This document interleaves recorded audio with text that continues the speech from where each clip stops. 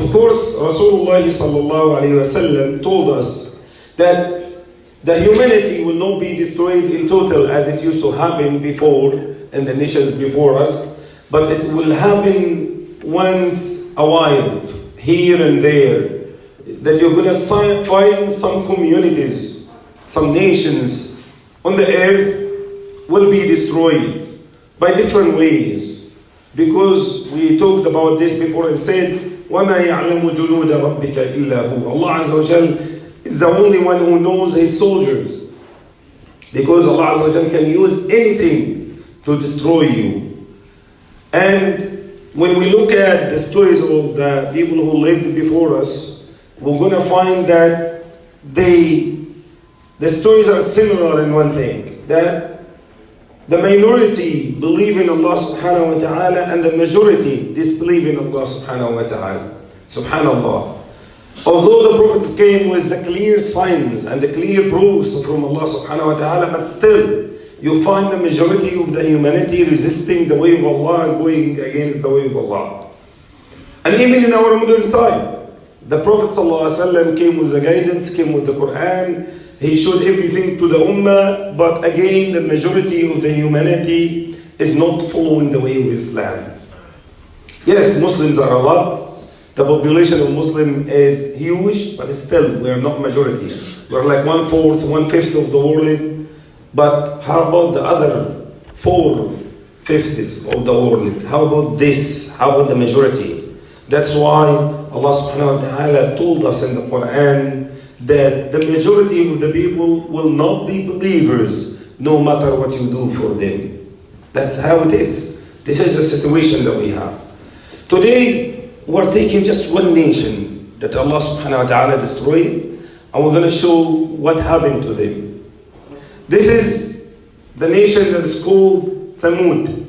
Thamud are the people of Salih alayhi salam. Allah Azza wa Jal sent Salih to Thamud in a place or an area that's called Al-Hijr. And even we have one surah in the Quran is named Surah Al-Hijr, after the place where they lived and the place where they were destroyed that day. Their story is mentioned in many surahs of the Quran. You're going to find them in Surah Al-Haqqa, you're going to find them in Surah Al-A'raf, you're going to find them in Surah Al-Naml, you're going to find them in many surahs of the Quran. And every surah gives us like a total summary of what happened with different details in every surah. When you read the surahs together, they give you the full image and more details about what happened to them. So what happened to them?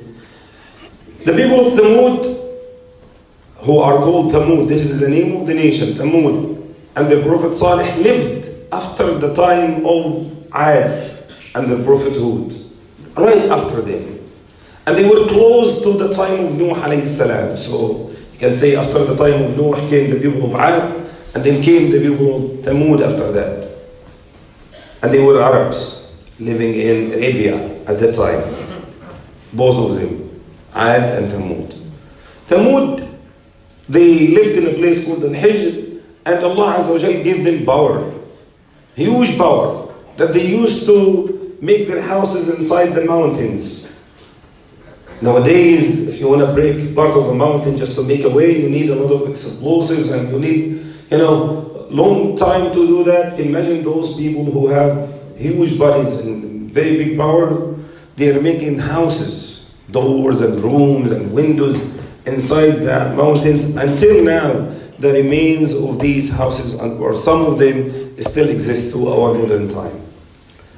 Allah Azza wa Jal gave them the power. Allah gave them welfare, good life. They lived. But their problem that they still worship, they started to worship the statues and idols. You know that the flood of Noah came and killed all the disbelievers who started worshiping the statues. And then the humanity started from scratch again, a new page in the history, that only the believers lived. But after a while, again, the shaitan comes and lays his rule and bring them back to the worship of the statues and idols. This happened with the people of Ad, and right after them was the people of Thamud. So the Prophet Salih came to them and advised them to stop worshipping the statues and idols and to go back to the way of Allah. And he kept warning them of the punishment of Allah subhanahu wa ta'ala, but they never listened to him. Only few people, very, very few actually, believed in him, but the majority did not believe. And they asked him for a miracle. Can you show us a miracle? Because I told you before that Allah subhanahu wa ta'ala gave miracles to the prophets so that the humanity will follow them. People will follow them. People will listen to them. And the biggest miracle that the Prophet sallallahu alaihi wasallam got, Prophet Muhammad sallallahu alaihi wasallam got, was the miracle of the Quran. And this is a miracle that is going to last to the day of judgment, so that people will come to Islam when they read the Quran and see the message of Allah subhanahu wa ta'ala. So they asked for a miracle and they named their own miracle. He does not give them just any miracle. They asked him, we need a camel to come out of the rocks for us. The mountain will split and the camel comes out of it. So he made dua to Allah subhanahu wa ta'ala, and Allah Azza wa Jalla gave him the miracle. The whole people of Thamud gathered and they saw the miracle with their own eyes. And after this, still very little of them believed and the majority did not. It did not change anything. What even the Quran says, what do the signs and miracles help for those who do not believe? They don't believe, so no matter how many miracles and signs you give to them, they're not going to end up as believers at the end. It's not going to happen. And this is the case. So he asked them for one thing. He said, this is the camel of Allah. This camel is special because Allah gave us this as a miracle. Do not touch it with any harm. Do not harm it. Do not scare it. And he has a deal with them that the camel will drink from the fountain one day, they drink the other day. And the day they don't drink from the fountain so that they don't scare the camel, they're going to drink from the milk of the camel. They continued like this for a while, but the shaitan kept whispering to them, why you respect this deal? Are you afraid of Salih? Do you believe in the Lord of Salih, that he's going to really destroy you? They keep doing this, and then they have a deal to send one of them to kill the camel. And before that, they have a deal to kill Salih himself. A group of them, they said, we swear we will gather tonight and kill him and his family altogether.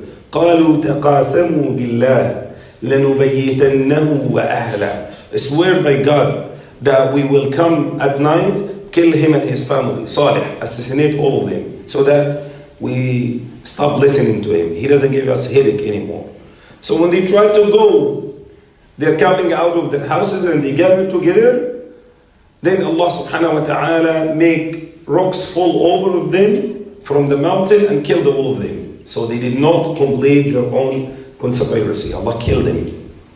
Allah destroyed them. And one of them, they didn't stop. One of them, one of the worst people of Thamud, they selected him and they offered him many things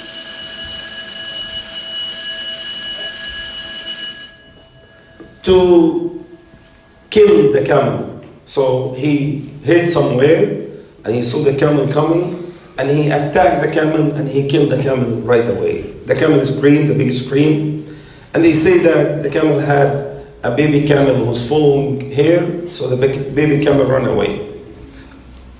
We don't know the destiny of this baby camel. They say that some mufassirin, interpreters of the Quran, say that some of them followed it and killed it, and some of them say it just disappeared in the mountains and we don't know where it goes. Anyway, they killed the camel and Salih came to them quickly, said, didn't I tell you not to do this? Then wait for the punishment of Allah subhanahu wa ta'ala after 3 days.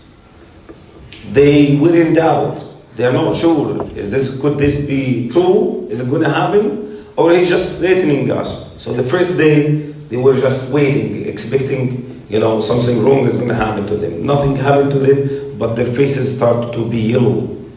The second day, they are waiting. Their faces started to be red. The third day, their faces turned into, dark black. So the third day passed and they said, we're good.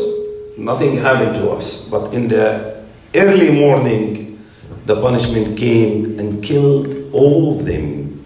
The punishment of Allah subhanahu wa ta'ala was that Allah killed them with a scream.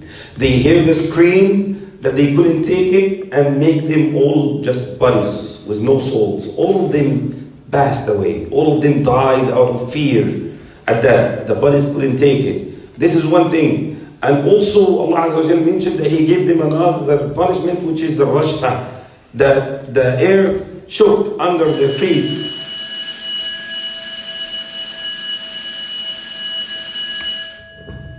So a big scream and an earthquake, and they ended up with being dead, all of them. Nobody from the disbeliever lived. Only Salih and the believers left the place, and Allah Azza wa Jal saved them. But the rest, all of them were dead. They say, Ibn Kathir says in his book, Al-Bidayah wa Nihaya, and his tafsir as well, that nobody was saved from the disbelievers except one man. He was in Al-Haram, the area of Mecca, around the Kaaba, and this area is safe area. So when it happened and it hit all of them, he was there, so he remained safe. Until he came out of the Haram, he died right away, and the same punishment came to him. He passed. And he buried him there, and they say that this man, his name is Abu Righal, the same exact name of the Arab traitor who helped Abraha al-Habashi to come and, try to destroy the Kaaba at the time. So they say this man was killed at that place, and there are some reports say that the Prophet ﷺ said to them, this is the grave of this man, that he was killed by himself, of the people of Thamud. He said, if you dig the grave right now, you're going to find that with the remains of this man, there is ghusn min dhahab. There is one branch of gold, like a branch of plant, but this is out of gold. So the Sahaba digged and they found the gold and they took it. So this is the destiny of them. Allah Azza wa Jal destroyed them at the end because they resisted and they did not listen to the commands of Allah subhanahu wa ta'ala, which we call it takdeeb. Saying that the Prophet is a liar, do not believe in him. So Allah Azza wa Jal destroyed them all. And this punishment could come to groups among us. Of course, it's not going to come to the whole of humanity because Allah is going to give us a chance to live to the day of judgment, chance to correct our mistakes. But believe me, even if you're a believer and you keep disobeying Allah Azza wa Jal, most of the time when you have the major sins and you're not ashamed of what you do, still Allah subhanahu wa ta'ala might give you a punishment in this world before the akhirah. So we must be aware that the punishment of Allah subhanahu wa ta'ala is so close to us. Even the Prophet sallallahu alayhi wa sallam, when he used to listen to the sound of the thunder, and when there is like something like this, the Prophet sallallahu alayhi wa sallam will keep making dua until it stops. Why? He's scared and afraid that the punishment might come to his own people, kill some of his own people. And he's the Prophet sallallahu alayhi wa sallam. Nowadays, people listen to the thunder and they are like having fun and some enjoyment when they're listening to it and watching it. Like they're safe. You never know, it might hit your house and kill you right away. So you have to be afraid because this is punishment of Allah subhanahu wa ta'ala that He gives it to some people. It happens to some people that they are destroyed, their land is burned, their houses are burned, they are dead with this shock that comes to them.